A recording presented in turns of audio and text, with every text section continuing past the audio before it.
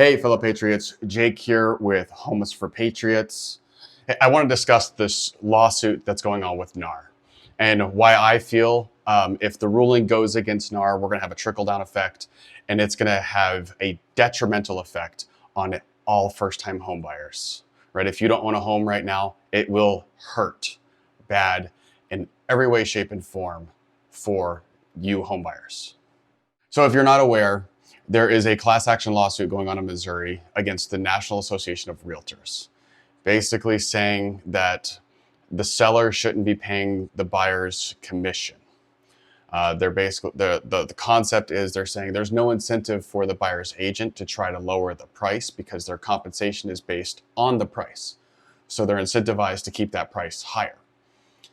I get that side of the argument. I do, because there's not everyone out there does do the fighting job for their clients, and that's just the reality of it. But the other reality is we don't have enough homes. Sellers are going to win no matter what, right? Sellers have the say. They sign an agreement how much they're willing to pay out of the sale of their home for the buyer and the seller's agent. So what I see is the government once again stepping in and trying to take away our freedom to make a decision and make that decision for us, right? Because there are so many transactions out there where you actually sign an agreement saying, I'm okay with all of this. And now they're trying to sit there and say, you're too dumb to make that decision. The government has to interfere. We have greedy ass lawyers who want to get paid and don't care about anything else but getting paid, making this lawsuit. Now they're saying that we can't make the decision. Here's how we have to look at this. If you're a first-time home buyer or you're looking to buy your first home, honestly, if you're looking to buy another home, this is going to have an impact.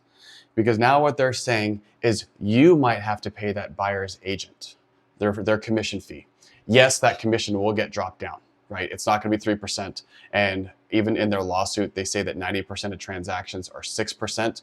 I'm going to call bullshit on that. There is no way, because I think if out of all the homes that I look at, being a realtor and a loan originator, I see maybe one out of 40 to 50 homes that's actually at a 3% for the buyer's agent. So that number I know is skewed, and it's just attorneys playing attorney stuff for dumb judges who don't know the industry. That's just how it goes. But the reality is the buyers are going to have to pay that agent. Now, if the seller doesn't agree, that's if things drastically change, and that's what this whole thing is about. The buyer will then have to pay the agent that's representing them to buy their home, right? And it's a percentage of the purchase price. That can be a lot of money, especially right now at the time of filming this. 30% of our home buyers are first timers. And I can tell you, not all of them qualify with flying colors. Most of them are literally this close of not being able to qualify to buy a home. We've already talked about interest rates. If you haven't seen the news, wake up. Interest rates are high. Prices are high. And why are prices high? Because we're not building enough, and we haven't truly built enough homes since 2008. The other aspect of that is we have the largest demographic in our country's history now moving out of the basement and finally buying homes.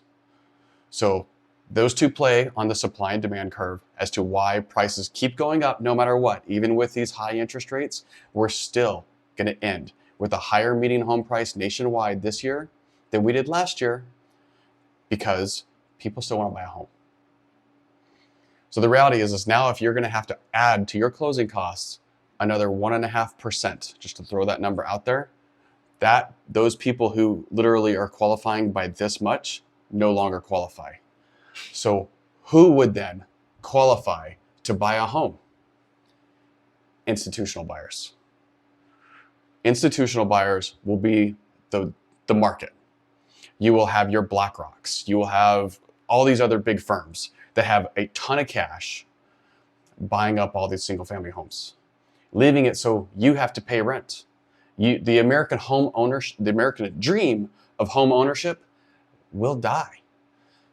This is a major thing and can have a horrible trickle-down effect because most people don't look at the next step or the next layer. We only look at what's right in front of us. Most people right now that I've seen talking about it are like, well, the seller shouldn't have to pay both sides. If the seller chooses to do so, they can. That's called choice. So I would love to get some feedback from you. Tell me what you guys think. Have you read into it? Where do you see it going?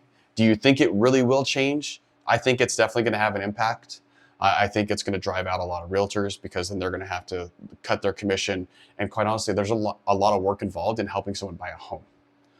So let me know what your guys' thoughts are. And if you guys liked it, make sure you give me the thumbs up. And if you want to see more stuff like this, be sure to follow the channel.